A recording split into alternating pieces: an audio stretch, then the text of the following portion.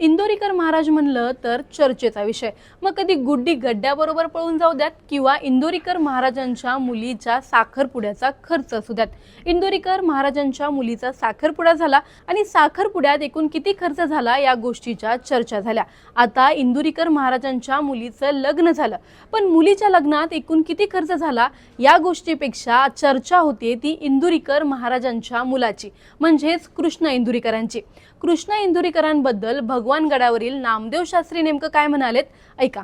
पुढचा जो इंदोरीकर आहे तो सगळ्या बुद्धिमान लोकांना गार करणारा असेल ही माझी खात्री।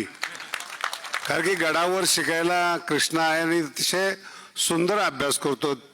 23 वर्षामध्ये कृष्णासारखा मुलगा आमच्या गडावर आला नाही आणि उत्तम पद्धतीने अभ्यास करून माझ्यानंतर तो ज्ञानेश्वरीची धुरा सांभाळेल। म्हणून इंदोरीकरी महाराज, तुम्ही जे आयुष्यभर कीर्तन केलंय त्याचं पुण्य तुमच्या मुलाला मिळालं आणि तो बुद्धिमान निघाला। नामदेव शास्त्रींच्या या वक्तव्याबद्दल तुम्हाला काय वाटतं आम्हाला कमेंटमध्ये नक्की कळवा। व्हिडिओ आवडल्यास लाईक व शेअर करायला विसरू नका। तसंच अशा नवनवीन अपडेट्ससाठी व माहितीपूर्ण व्हिडिओजसाठी टाइम्स नाऊ मराठीला नक्की फॉलो करा।